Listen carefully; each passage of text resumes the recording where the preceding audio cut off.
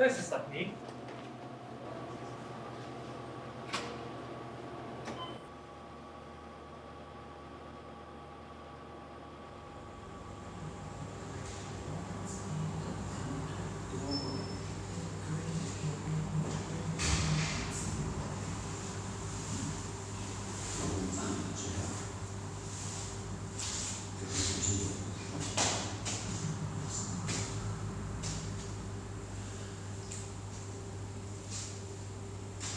Called MIA Mythology in America, and in fact that's exactly what it was, starting in the 60s. It was already going on. I remember my kids were in elementary school, and there was this thing called the Weekly Reader, and I remember once one of my daughters came home from school with this thing around 1967, and the kids, they give you activities you're supposed to do, and the activity that week was all the kids were supposed to write letters to Ho Chi Minh, asking him to please release our innocent prisoners and let them go. They had nothing to use.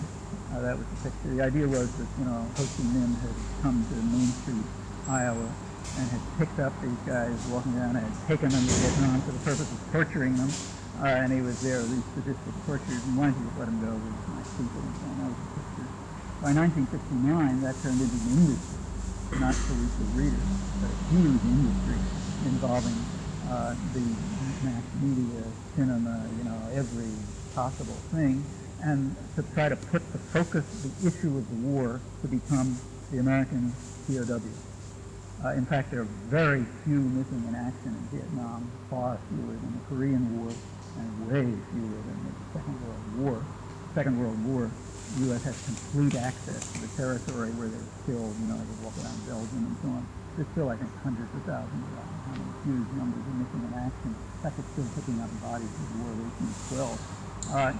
But this is, after the Korean War, after the Second World War, there was no ideological purpose to making an issue out of missing in action.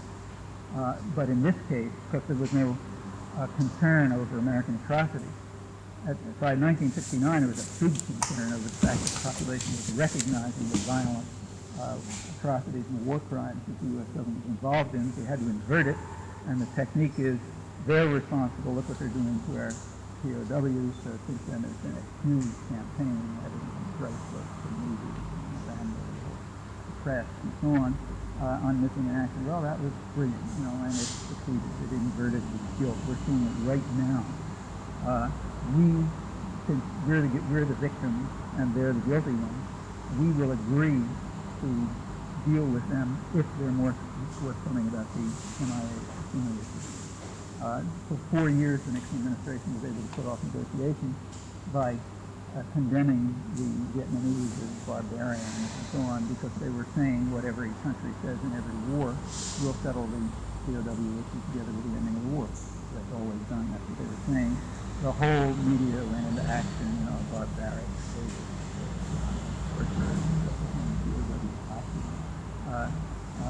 after the Second World War, we kept German POWs working as forced labor in violation of every conceivable human rights convention for years, when the British kept them until mid-1948. But nothing really matters. It's a media, it's a campaign that was successful. Also, there was a recognition after the Vietnam War, a public recognition that the 60s were causing a problem, a big problem. The most important book that I've ever seen on this topic, and if you haven't read it, I urge you to do, is the one and only publication of the Trilateral Commission in 1975, a book called The Crisis of Democracy. It wasn't really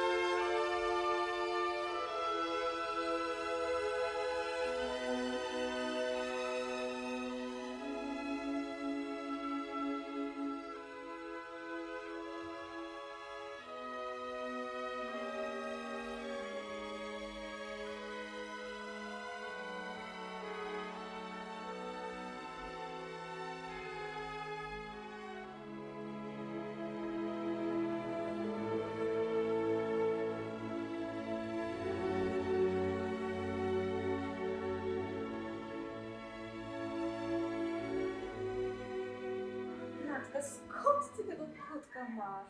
Wiesz, oddam, bo to nie można, to nie jest nasz. Nie.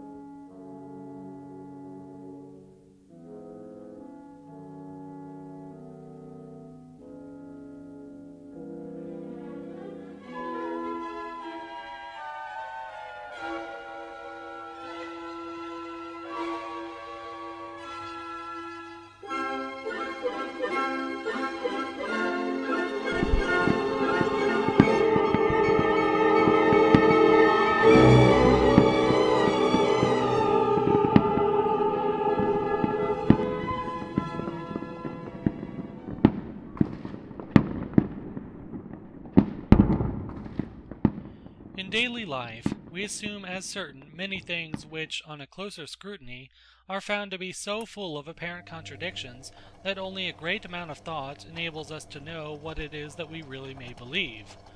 In the search for certainty, it is natural to begin with our present experiences, and in some sense, no doubt, knowledge is to be derived from them.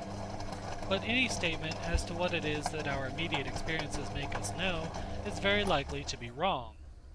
It seems to me that I am now sitting in a chair, at a table of a certain shape, on which I see sheets of paper with writing or print. By turning my head, I see out of the window buildings and clouds and the sun.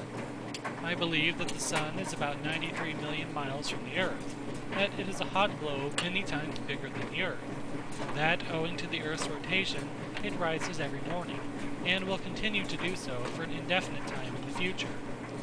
I believe that, if any other normal person comes into my room, he will see the same chairs and tables and books and papers as I see, and that the table which I see is the same as the table which I feel pressing against my arm. All this seems to be so evident as to be hardly worth stating, except in answer to a man who doubts whether I know anything. Yet all this may be reasonably doubted, and all of it requires much careful discussion before we can be sure that we have stated it in a form that is fully true. To make our difficulties plain, let us concentrate attention on the table. To the eye it is oblong, round, and shiny. To the touch it is smooth and cool and hard. When I tap it, it gives out a wooden sound. Anyone else who sees and feels and hears the table will I need you. So that it might seem as if no difficulty would arise. But as soon as we try to be more precise, our troubles begin.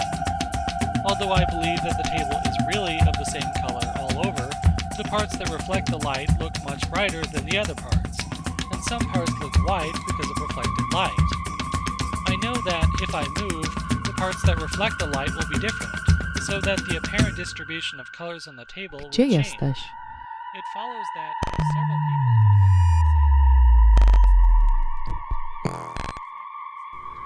I miss you.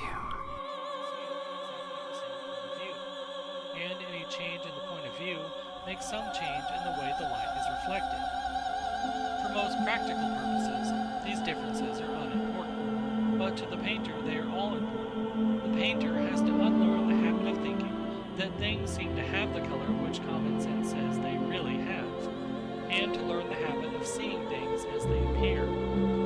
Here we have already the beginning of one of the distinctions that cause most trouble in philosophy, the distinction between appearance and reality, between what things seem to be and what they are. The painter wants to know what things seem to be, the practical man and the philosopher want to know what they are. But the philosopher's wish to know this is stronger than the practical man's, and is more troubled by knowledge as to the difficulties of answering the question. To return to the table. It is evident from what we have found that there is no color which preeminently appears to be the color of the table, or even of any one particular part of the table. It appears to be of different colors from different points of view, and there is no reason for regarding some of these as more really its color than others. And we know that even from a given point of view, the color will seem different by artificial light, or to a colorblind man, or to a man wearing blue spectacles. Kim ty dla mnie While in the jesteś? dark there will be no color at all, though to touch and hearing the table will be unchanged. This color is not something which is inherent in the table, but something depending upon the table and the spectator, and the way the light falls on the table. When in ordinary life we speak of the color of the table, we only mean the sort of color which it will seem to have to a normal spectator from an ordinary point of view under usual conditions of light. But the other colors which appear under other conditions have just as good a right to be considered real, and therefore to avoid favoritism, we are compelled to deny that, in itself, the table has any one particular color.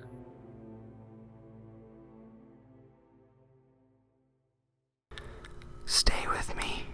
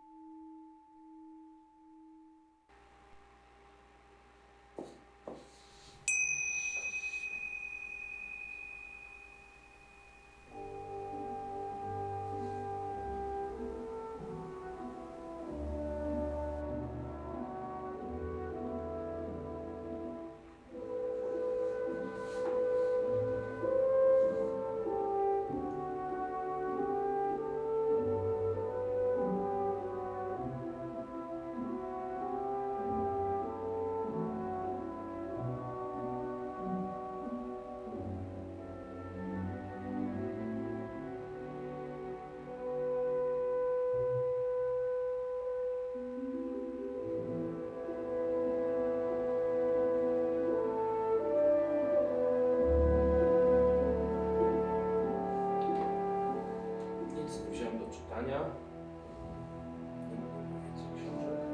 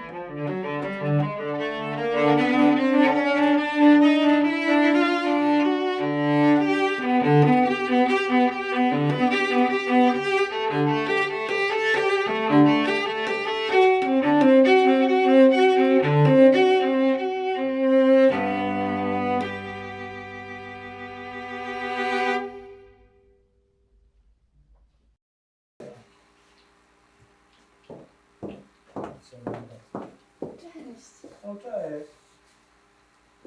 Cześć stary, jak Cześć, tam cześć. Hej.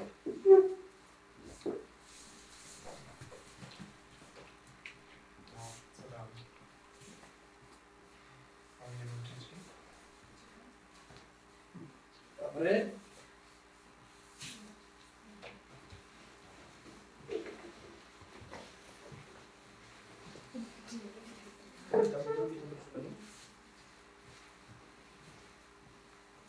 Dobry.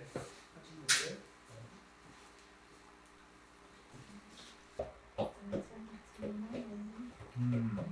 Najpierw muszę Ci powiedzieć swój plan. Musimy pojechać przez Berlin, bo tam w Berlinie są moje dzieci i muszę ich zabrać. Rozumiesz? Jakby mam taki plan, powiem Ci, ale musisz niemieckiego wyuczyć troszkę. A? Dobra, super. I jakby musisz troszkę po prostu mówić, ale tak bez akcentu. No. I musimy wejść do tego miejsca, gdzie są dzieci mówią. Wiesz.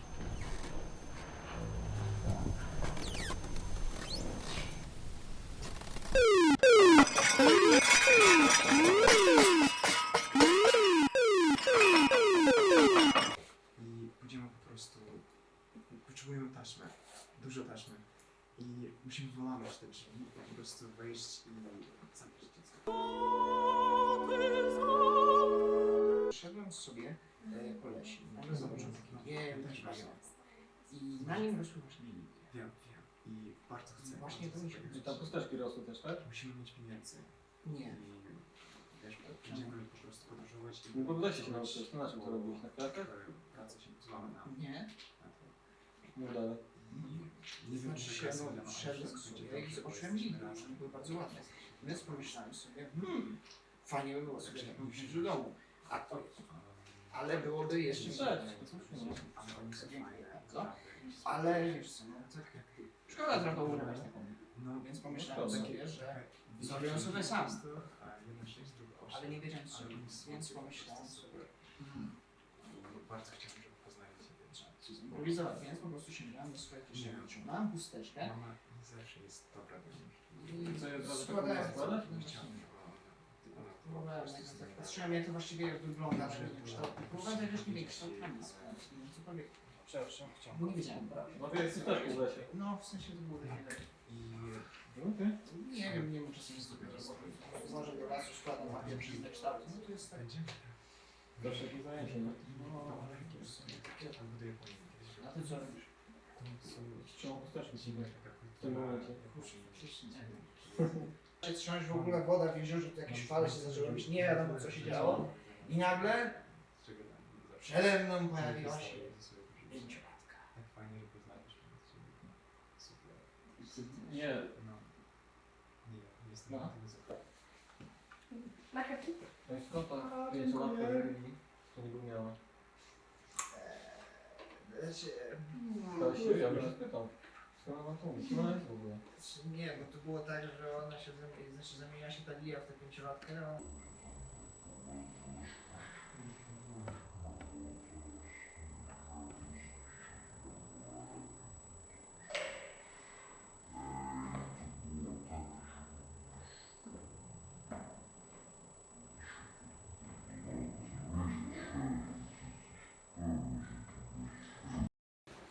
Kochana Mila, wiemy o Ci tak, że on jest taki troszkę skomplikowany.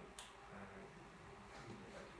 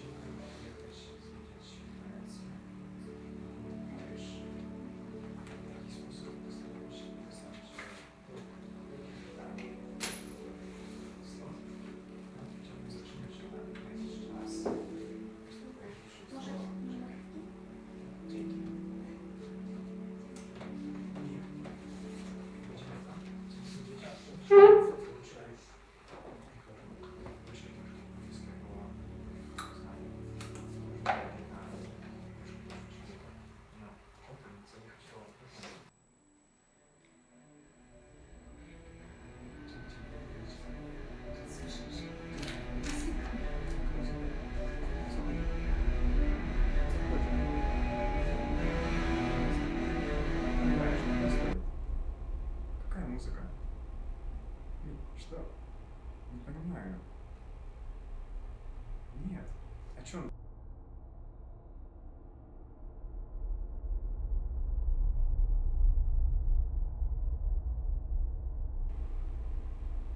Где? Где эта музыка?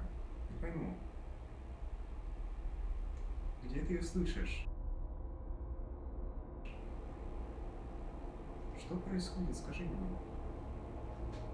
Не понимаю, что с тобой. Эй. Что ты слушаешь?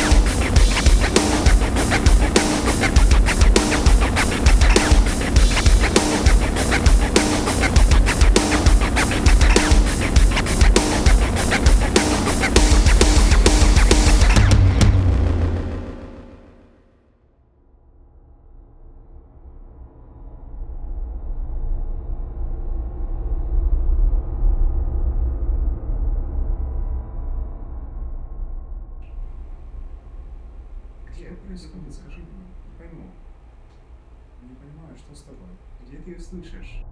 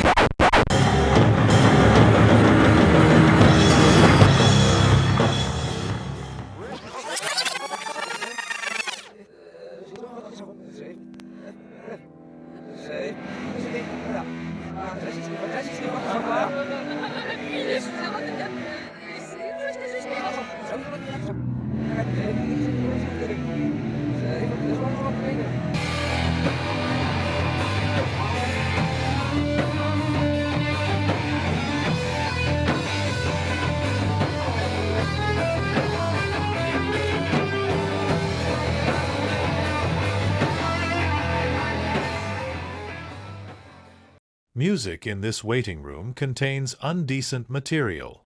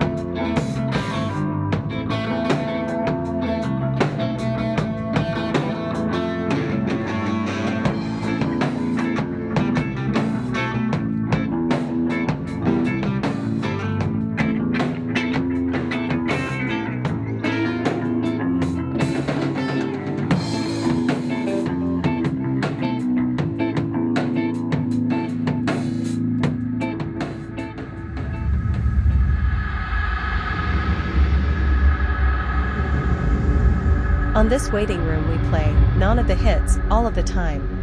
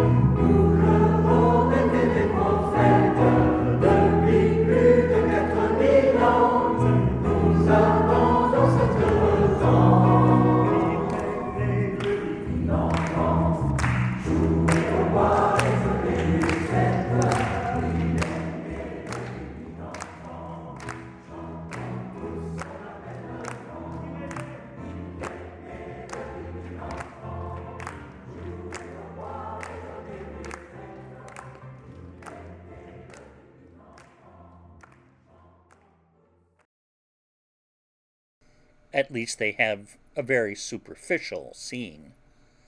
The sun illuminates only the eye of the man, but shines into the eye and the heart of the child. The lover of nature is he whose inward and outward senses are still truly adjusted to each other, who has retained the spirit of infancy even into the era of manhood. His intercourse with heaven and earth becomes part of his daily food. In the presence of nature, a wild delight runs through the man in spite of real sorrows. Nature says, "He is my creature, and maugre all his impertinent griefs. He shall be glad with me." Not the sun or the summer alone, but every hour and season yields its tribute of delight. For every hour and change corresponds to and authorizes a different state of the mind, from breathless noon to grimmest midnight. Nature is a setting that fits equally well a comic or a mourning piece. In good health, the air is a cordial of incredible virtue. Crossing a bare common in snow puddles at twilight under a clouded sky, without having in my thoughts any occurrence of special good fortune, I have enjoyed a perfect exhilaration. I am glad to the brink of fear. In the woods, too, a man casts off his years as the snake his slough, and at what period soever of life is always a child. In the woods is perpetual youth. Within these plantations of God, a decorum and sanctity reign, a perennial festival is dressed, and the guest sees not how he should tire of them in 1,000 years. In the woods, we return to reason and faith. There, I feel that nothing can befall me in life, no disgrace, no calamity, leaving me my eyes, which nature cannot repair. Standing on the bare ground, my head bathed by the blithe air, and uplifted into infinite space, all mean egotism vanishes. I become a transparent eyeball. I am nothing. I see all. The currents of the universal being circulate through me. I am part or particle of God. The name of the nearest friend sounds, then, foreign and accidental. To be brothers, to be acquaintances, master or servant, is then a trifle and a disturbance. I am the lover of uncontained and immortal beauty. In the wilderness, I find something more dear and connate than in streets or villages. In the tranquil landscape, and especially in the distant line of the horizon, man beholds somewhat as beautiful as his own nature.